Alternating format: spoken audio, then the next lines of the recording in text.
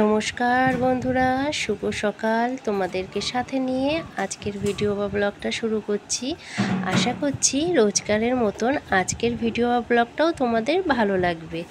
আমি মৌ, আমার এই ছোট্ট পরিবারে তোমাদের সকলকে স্বাগত। কালকের একটু মাছ ছিল, সেই মাছটা বার করে রাখলাম, নয়তো বরফ ছাড়বে না। আর একটা পেয়ারা বার করে রাখলাম।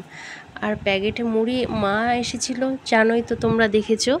মা চলে গেছে, যে মুড়ি খেয়েছিল, দুবেলা একটু ভাত কম ছিল, তাই সেই মুড়িটা কোটোতে ঢেলে রাখলাম। আর এই দেখো মাছটা বরফ পড়ে গেছে, এটা খুলে রাখলাম যাতে বরফটা, আর ওই দিকের ঘরের কাজগুলো করতে করতে বরফটা যাতে ছেড়ে দেয়। তারপরে আবার ঘরে চলে আসলাম, বাসি ঘরগুলো একে একে সব ঝাড় দিয়ে নেবো এবার।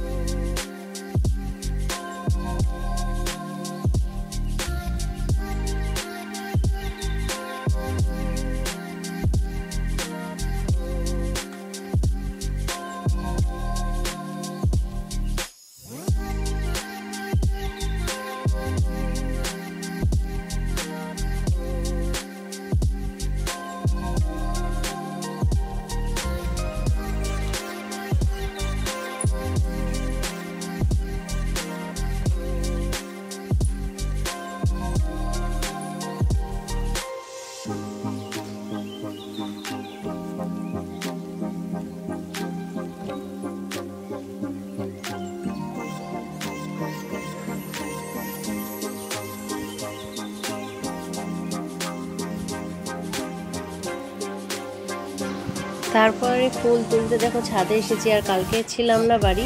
দেখো 8খানা জবা ফুল ফুটেছে, সব নষ্ট হয়ে গেছে, শুকিয়ে গেছে। আর আজকে মাত্র একটা ফুটেছে, তাই ওই ফুলগুলো আর পাশের নয়নতারা ফুলগুলো তুলে নিলাম।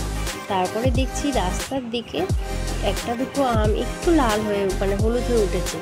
লাঠি তো যায় না, ওই সামনে 2-4টে আমেই যায়, তাই সেই দুটো আম পেড়ে নিলাম। তা একটা আমে মানে বোটাটা দেখো শুদ্ধ এসেছে, দেখো ডাটি শুদ্ধ, দেখেছো?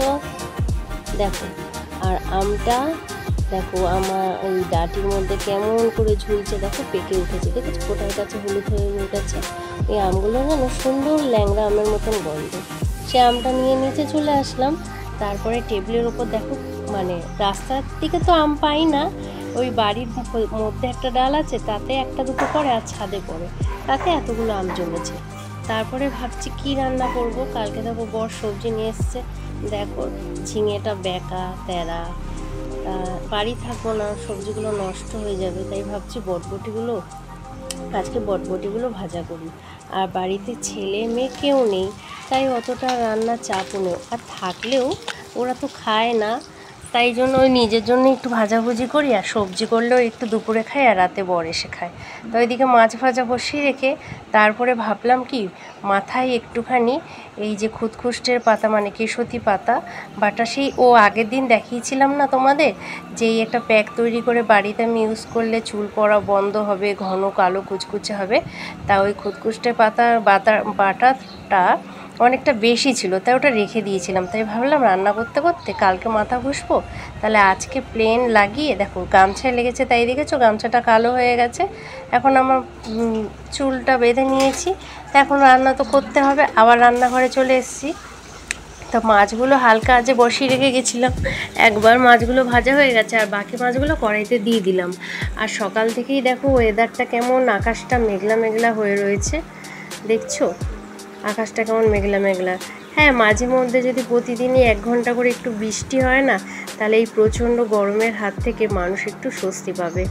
তারপরে রান্নাটার লাস্টে মাছের ঝোলটা বসিয়ে রেখে ভাবছি কি, এইখানটা না নিচে বসে খাওয়া হয়, তাই মাঝে সাপ দিয়ে মাঝে মাঝে মোছা হয়। তাও যেহেতু আমার রান্নাঘরে এক্সট্রা মানে সুবিধা নেই, কিচেন চিমনি নেই, অ্যাডজাস্টার ফ্যান নেই, তাই তেল কাজটাগুলো না উড়ে উড়ে এই ডাইনিংয়ের প্লেসে চলে আসে। তাই ভাবলাম যে আজকে একটু বেশি করে সার্ফ দিয়ে ভালো করে মুছে তারপরে আবার ভালো জল দিয়ে পরিষ্কারভাবে মুছে নেবো। তাহলে ওই একটু আঠা আঠা একটু হাঁটছি যেন একটু চ্যাটচ্যাটে পায়ে লেগে যাচ্ছে, তাহলে ওগুলো ভালো পরিষ্কার হবে। তা অল্প একটু জলে সার্ফ বেশি করে দিয়ে নিয়ে এসেছি, আর এটা দিয়ে ডলে ডলে মুছছি। মোছার ফলে যে তেল কাটাটা মানে তেল কাজটাটা সেটা উঠে যাবে, তারপরে আবার ভালো জল এনে 2-3 বার মুছলে পরিষ্কার হয়ে যাবে। তাই এই দিকের ঘরটাও মুছতে হবে।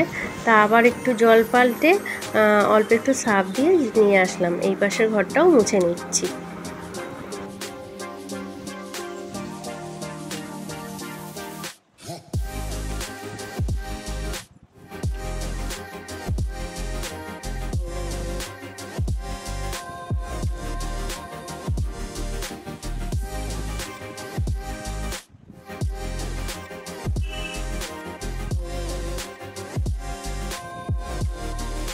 ঘরগুলো মুছে নিয়ে মানে মোছা হয়ে গেল, এইটা মুছলেই হয়ে যাবে। মুছে নিয়ে দেখো রান্নাঘরে চলে আসলাম। এদিকে মাছের ঝোলটাও হয়ে গেছে। এই যে আমুদে মাছ ছিল তাই সর্ষে আলু দিয়ে করলাম, আর বটবটি ছিম ভাজা করেছি। তাই এবার বাসন টাসন মেজে রান্নাঘর পরিষ্কার করে নেব, আর তারপরে সব কাজ সেরে ভাবলাম কি সে আজকে তো কেউ বাড়ি নেই, তাহলে একটু অনেকটা টাইম আছে, ছেলের পেছনে অত টাইম দিতে হচ্ছে না, তাই ভাবছি সিঁড়িটা এবার পরিষ্কার করে ঝাড় দিয়ে নিই। তো চলো বন্ধুরা, আমি সিঁড়িটা ঝাড় দিতে থাকি। আর যারা এখনও চ্যানেলটাকে সাবস্ক্রাইব করোনি তারা চ্যানেলটা সাবস্ক্রাইব করে নিও, তোমাদের বন্ধুদেরকে শেয়ার করে দিয়ে আমার পাশে থেকো। চলো টাটা বাই বাই, সবাই সুস্থ থেকো, ভালো থেকো। আবার দেখা হবে নেক্সট কোনো ভিডিওতে। তাহলে আমি এখন আসি, টাটা।